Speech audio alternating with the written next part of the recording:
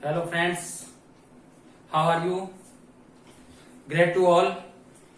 Welcome back in this online classes at Facebook page and YouTube channel at GR Kumar Sir English Tutor. Today we are going to discuss about important topic voice. आइए मित्रों, बिना कोई देरी किए हम voice के बारे में पढ़ते हैं, जो कि एक महत्वपूर्ण टॉपिक है जो कंपटीशन के लिहाज से और एकेडमिक लिहाज से हर क्लास में इसका अपना वेटेज है। तो इसको अच्छी तरह से समझिए और वीडियो को अंत तक देखिए। निश्चित रूप से आपको बहुत सारी चीजें नई सीखने को मिलेगी। तो आइए, वॉइस का मतलब होता है मित्रों आवाज। लेकिन ये आवाज भी दो तरह से, हम किसी भी बात को दो तरह से कहते हैं, दो तरह से वाक्यों को हम कहते हैं। जैसे देखिए, voice is the quality. Voice एक प्रकार की क्या है? क्वालिटी है, एक गुण है, गुणवत्ता है ऑफ अ वर्ब। किसकी गुणवत्ता है? गुण किसका है? वर्ब का है, क्रिया का है। दैट इंडिकेट्स, जो कि हमें इंडिकेट करता है किसका? वेदर इट्स सब्जेक्ट एक्स और एक्स एक्टिव और इज एक्टेड अपॉन, यानी कि ये बताता है कि क्या इसमें सब्जेक्ट एक्टिव रूप से कार्य कर रहा है। ये यहाँ पर एज है, जैसे एक्स एज अ एक्टिव, यानी कि जो सब्जेक्ट है वो एक्टिव रूप से कार्य कर रहा है, या फिर पेसिव है, यानी कि निष्क्रिय रूप से। पेसिव वॉइस में यानी उसके ऊपर कोई दूसरा कार्य, मतलब वो बाद में पेसिवली काम कर रहा है। तो ये दोनों शो करने के लिए हम ये वॉइस को इसका नाम देते हैं। और ये वॉइस दो प्रकार की होती है। देखो, एक है एक्टिव वॉइस। एक्टिव वॉइस में क्या आता है? कर्तृ, इसको हिंदी में कहते हैं कर्तृवाच्य। कर्तृवाच्य, देखो कर्तृवाच्य क्या है, एक्टिव वॉइस क्या है? इसमें कर्ता प्रधान होता है, यानी इसमें सब्जेक्ट को इंपॉर्टेंस होती है, सब्जेक्ट की इंपॉर्टेंस होती है। और वर्ब, इस एक्टिव वॉइस जो सेंटेंस होते हैं उसमें वर्ब कर्ता के पर्सन एंड नंबर के अनुसार आती है। जो वर्ब है वो कर्ता के नंबर, कर्ता यानी सब्जेक्ट नंबर एंड पर्सन के अनुसार आती है। और तीसरी बात महत्वपूर्ण, सब्जेक्ट को सबसे पहले लिखा जाता है। ये एक्टिव वॉइस की पहचान है। उसके बाद में पैसिव वॉइस। पैसिव वॉइस क्या होता है? कर्मवाच्य, यानी कर्म प्रधान वाक्य होता है।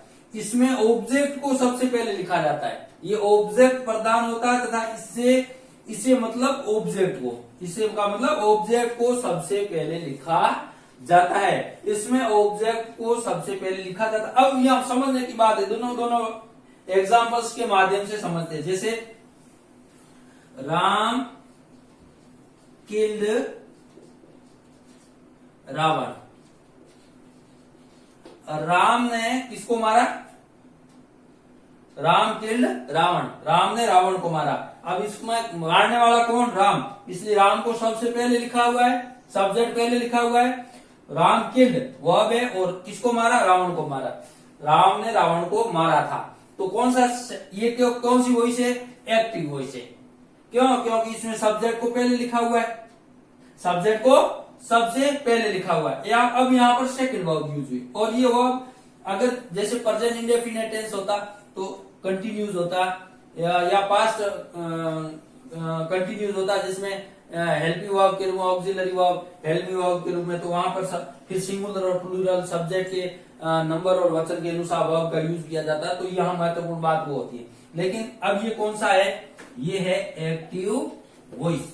अब इस सेंटेंस को पैसिव वॉइस में कैसे लिखेंगे? तो उसमें पैसिव वॉइस में क्या होता है? मुख्य बात क्या होती है कि ऑब्जेक्ट को पहले लिखा जाता है और ऑब्जेक्ट के जो नंबर होता है उसके अनुसार लिखा जाता है वर्ब को। तो यहां पर ये उनकी पहचान होती है। अब देखो, Ravan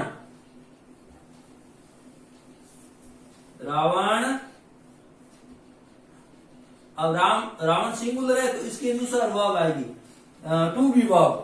Ravan was killed by Ram. अब रावण है जो रावण मारा गया, किसके द्वारा? राम के द्वारा रावण को मारा गया।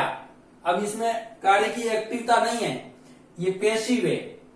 इस कारण से इसमें इतना फर्क है। सब्जेक्ट, ये सब्जेक्ट प्रधान होता है, सब्जेक्ट को सबसे पहले लिखा जाता है, जबकि पैसिव वॉइस होता है वो ऑब्जेक्ट प्रधान होता है, इसमें ऑब्जेक्ट को पहले लिखा जाता है। ऑब्जेक्ट क्या था? रावण। रावण को मारा गया था तो ऑब्जेक्ट रावण था, और रावण को यहाँ पहले लिखा गया है। और किसके द्वारा? ये इसमें सब्जेक्ट को बाद में लिखा जाता है। किसमें?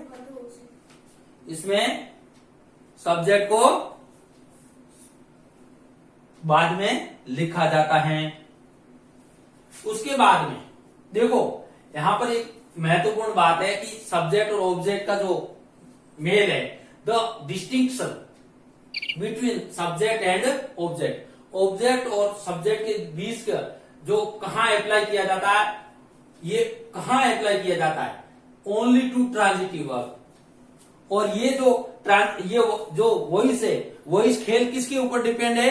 ये only and only one depends on transitive verb. किसके ऊपर डिपेंड है? ट्रांजिटिव वर्ब के ऊपर डिपेंड है। अब ये ट्रांजिटिव वर्ब क्या है, ये यहां पर समझने की बात है। थोड़ी सी ट्रांजिटिव वर्ब से पहले मैं एक चीज और बता देता हूं। देखो, जो ऑब्जेक्ट के आधार पर, किसके आधार पर? ऑब्जेक्ट के आधार पर, ऑब्जेक्ट के आधार पर,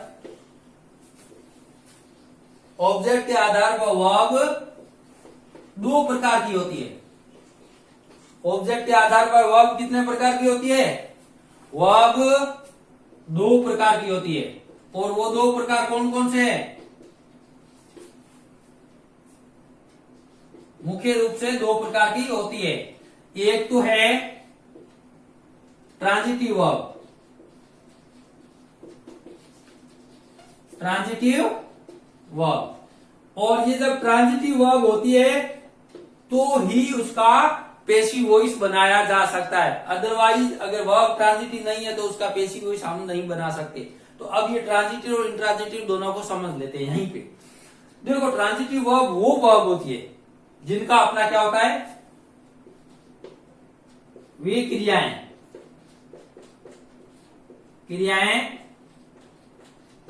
वे क्रियाएं जिनका अपना ऑब्जेक्ट होता है, ऑब्जेक्ट होता है।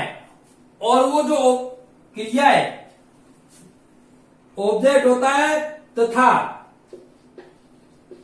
व्हाट या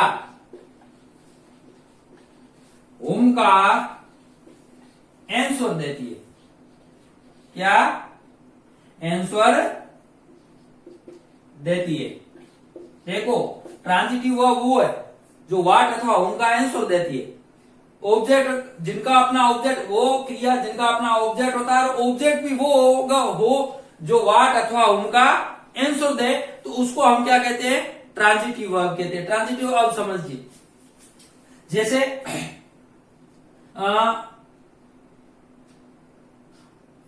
वी प्ले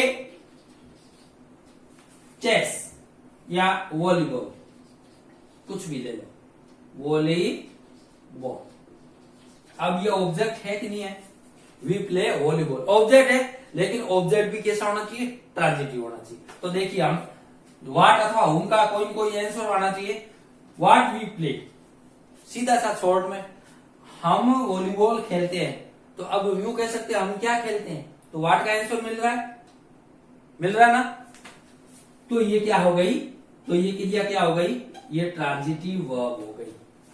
ये क्या हो गई? ट्रांजिटिव वर्ब हो गई। तो इसका मतलब ये अब दूसरा होता है, वो होता है इंट्रांजिटिव वर्ब। क्या? Intransitive verb. इंट्रांजिटिव वर्ब ऐसी क्रिया जिनका अपना ऑब्जेक्ट नहीं होता है, उसको हम इंट्रांजिटिव वर्ब कहते हैं। ऐसी क्रिया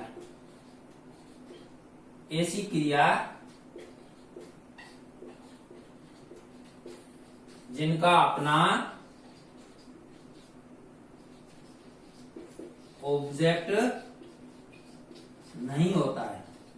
अब कोई कहता है कि ऑब्जेक्ट होता है फिर भी उसका सेंटेंस नहीं बनता है, तो ऑब्जेक्ट अगर किसी का होता है और वो ऑब्जेक्ट वाट अथवा हुम का आंसर नहीं देता है तो फिर वो इंट्रांजिटिव वर्ब होगी। जैसे मैं यहीं पर आपकी प्रॉब्लम को सॉल्व कर लेता हूं। जैसे the birds fly in the sky. अब ये एक प्रकार का सेंटेंस है। The birds fly in the sky, पक्षी आकाश में उड़ते हैं। स्काई क्या है, एक स्पेस है।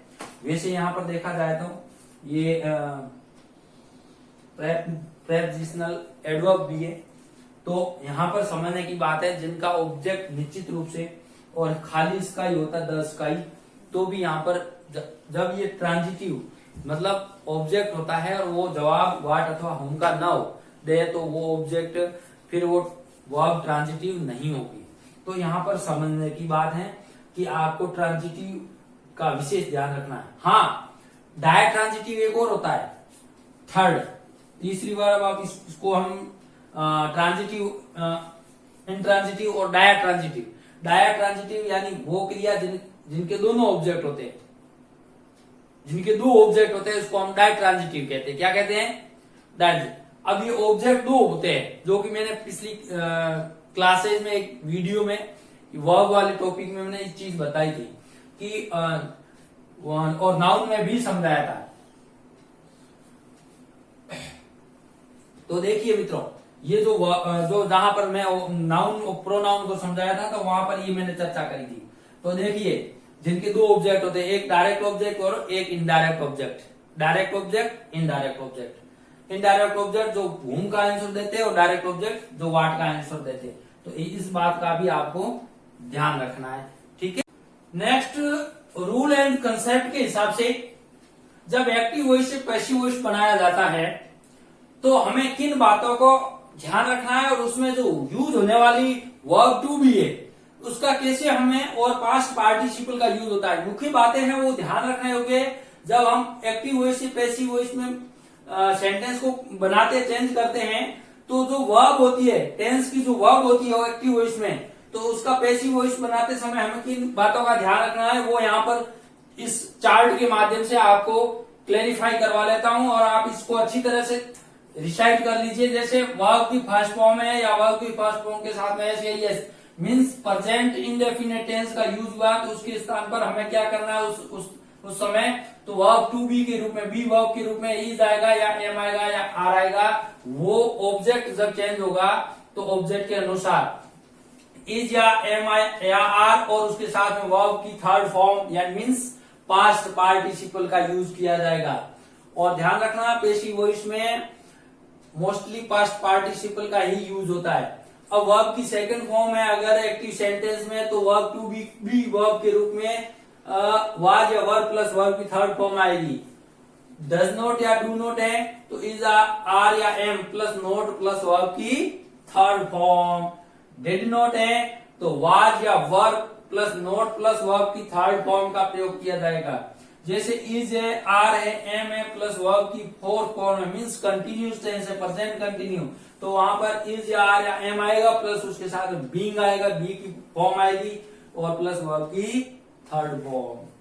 वाज या वर्ब प्लस वर्ब की फोर्थ फॉर्म है तो हमें ध्यान रखना वाज या वर्ब आएगा ही, उसके साथ में बीइंग प्लस एक जो कि पैसिव वॉइस में कंटिन्यूटी को शो करता है और ये वर्ब की थर्ड फॉर्म। हैज या हैव प्लस वर्ब की थर्ड फॉर्म है तो उसके साथ में हैज या उसके स्थान पर हैज या have plus been plus verb की थर्ड फॉर्म यूज की जाएगी। अब हैड प्लस वर्ब की थर्ड फॉर्म है तो had plus been plus verb की थर्ड फॉर्म का यूज किया जाएगा। विल हैव या शेल हैव प्लस वर्ब की थर्ड फॉर्म है, कौन सा टेंस है? विल हैव या शेल हैव। विल हैव या shall have future perfect tense है तो उसमें क्या विल हैव या shall have plus been plus verb की थर्ड फॉर्म यूज होगी। अब कोई सा भी मॉडल हो जैसे कैन है तो can be verb plus verb की थर्ड फॉर्म होगी। Can, could, shall, should, will, would, may, might, must, ought to, use to, need not, dare not, ये जो मॉडल है तो मॉडल अगर एक्टिव सेंटेंस में कोई आया हुआ है तो जब हम वापस यूज करेंगे, जब पैसिव वॉइस बनाएंगे तो वहां पर जो मॉडल है जैसे कैन है तो कैन, बी प्लस वर्ब की थर्ड फॉर्म का यूज। और ध्यान रखना यहाँ पे इंपॉर्टेंट बात है कि मॉडल के बाद में हमेशा वर्ब की फर्स्ट फॉर्म का यूज किया जाता है, इस बात का भी आपको ध्यान रखना है, इसमें गलती। अब उसके साथ में जब हम एक्टिव वॉइस से पैसिव वॉइस बनाते हैं तो देखो सब्जेक्ट का ऑब्जेक्ट को सबसे पहले सब्जेक्ट बना देते हैं, ऑब्जेक्ट को सब्जेक्ट बनाते हैं और वापस जब अंत में बाई के साथ में कोई भी प्रेपोजिशन लग करके उसके बाद में जो सब्जेक्ट को ऑब्जेक्ट बनाते तो वहां पर जो सब्जेक्ट के रूप में आई होता है तो उसका हम एक ऑब्जेक्टिव केस क्या लिखेंगे उसमें, जैसे आई है तो आई का क्या करेंगे, मी है। जैसे मैं एक छोटा सा सेंटेंस बनाता हूं, जैसे रोहित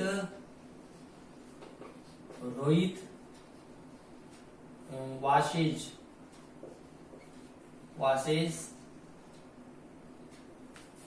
clothes, है ना, रोहित कपड़े धोता है। अब इसमें ऑब्जेक्ट क्या है, क्लॉथ्स है, क्या है, क्लॉथ्स।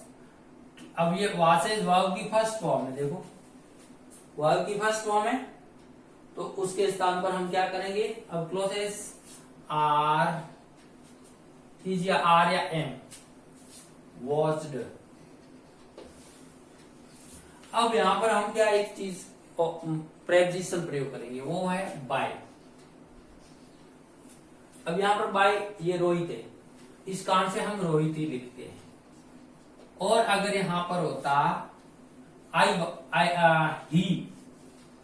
ही वॉशेज क्लॉथ्स, तो हम यहां पर क्या करते हैं, ही का ऑब्जेक्ट बनाया तब क्या करते, हिम करते, ही का हिम। ये चीज थोड़ी ध्यान रखना है। कोई नाम होता तो वापस उसका ऑब्जेक्ट सब्जेक्ट से ऑब्जेक्ट बनाते समय उसका नेम ही रहने देते हैं, लेकिन अगर प्रोनाउन पर्सनल प्रोनाउन से संबंधित चेंजेस हो रहे हैं तो सब्जेक्ट का ऑब्जेक्टिव केस लिखेंगे। ये बात आपको ध्यान रखना है। कुछ महत्वपूर्ण बातें हैं, इंपॉर्टेंट पॉइंट है अबाउट वॉइस कि सब्जेक्ट के स्थान पर हमेशा ऑब्जेक्ट का प्रयोग करेंगे और ऑब्जेक्ट अंत में, और वर्ब टू बी का प्रयोग करेंगे और हमेशा इसमें पास्ट पार्टिसिपल का प्रयोग करेंगे, जो आप यहाँ पे देख रहे हो पास्ट पार्टिसिपल का यूज हो रहा है। और ये जो वॉइस चेंजेस हो गए ये ट्रांजिटिव वर्ब में ही यूज किया जाएगा, जो ट्रांजिटिव वर्ब होगी उसका ही पैसिव वॉइस बनाया जाएगा। नेक्स्ट कुछ एग्जांपल्स के माध्यम से हम जो हमने रूल्स एंड कंसेप्ट्स को जो क्लियर किया है उसको और स्पष्ट करते हैं सेंटेंस के माध्यम से। और इसमें हम सबसे पहले changing of affirmative sentence, affirmative sentence से संबंधित जो भी सेंटेंस होते हैं, जो अफर्मेटिव सेंटेंस है उसका हम कैसे चेंजेस करेंगे। All types of sentence tense से संबंधित हम सेंटेंस को लेते हैं। They buy a house in Jaipur.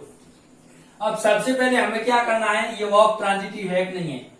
They buy a house, bye यानी खरीदना, अब खरीदा क्या, घर, तो अ हाउस यहां ऑब्जेक्ट है, अ हाउस वर्ब की कौन सी फॉर्म है, फर्स्ट फॉर्म है, a house.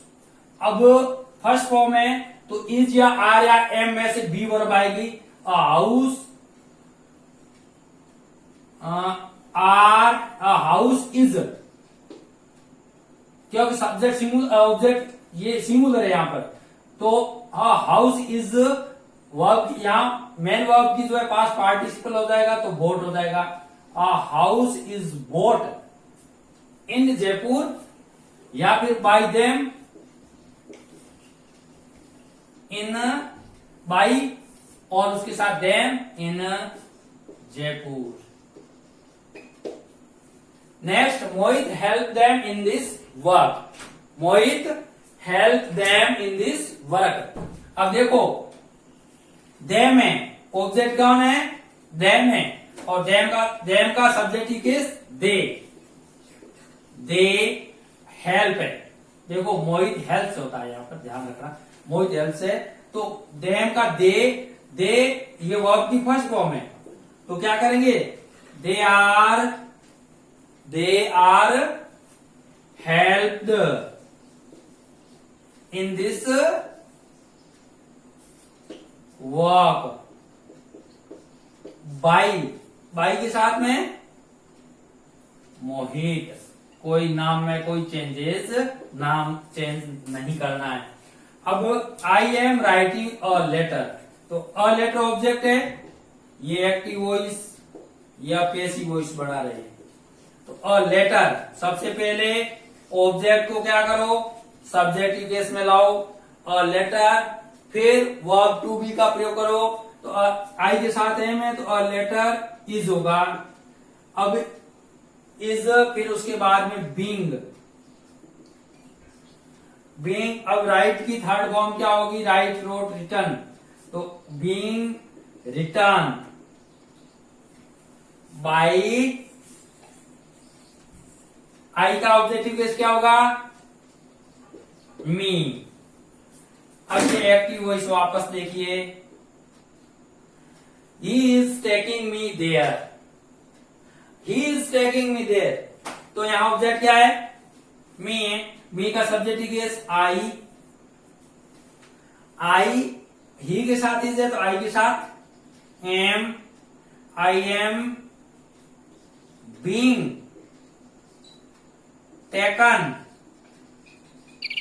Taken there by him. उसके बाद में he lifted this box yesterday, passive voice बनाते हैं, कैसे बनता है देखिए, he lifted this box, object क्या दिस बॉक्स है, सबसे पहले ऑब्जेक्ट का प्रयोग करो दिस बॉक्स, फिर सेकंड वर्ब है तो this box, verb to be का प्रयोग करो सब ऑब्जेक्ट के बाद में, तो वर्ब टू बी वाज आएगा, वाज वर्ब की फिर पास्ट पार्टिसिपल का प्रयोग, लिफ्टेड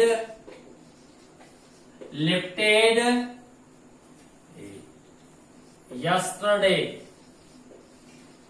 बाई का प्रयोग करो और फिर सब्जेक्ट को ऑब्जेक्ट बनाओ, तो क्या होगा, ही का हिम होगा। फिर उसके बाद में अंतिम सेंटेंस को देखिए, I shall invite him for lunch. अब यहां पर सबसे पहले ऑब्जेक्ट को सब्जेक्ट बनाओ, तो हिम का सब्जेक्टिव केस क्या होगा, ही होगा ना, ही। आई शेल है तो ही विल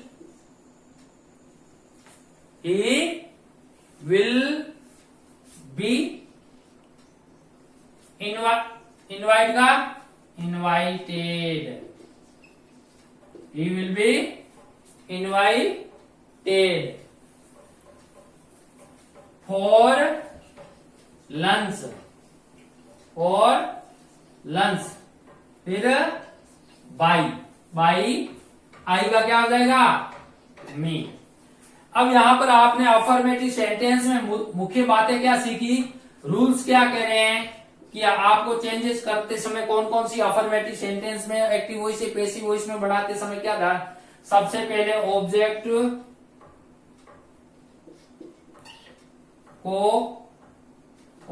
को सब्जेक्ट, या फिर आपको सिंपल भाषा में ऑब्जेक्ट की जगह सब्जेक्ट की जगह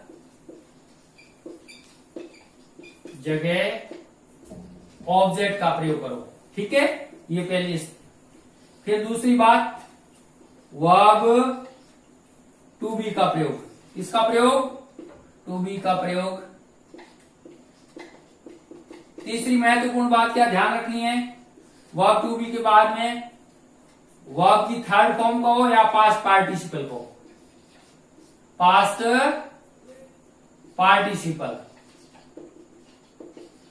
तीसरी बात।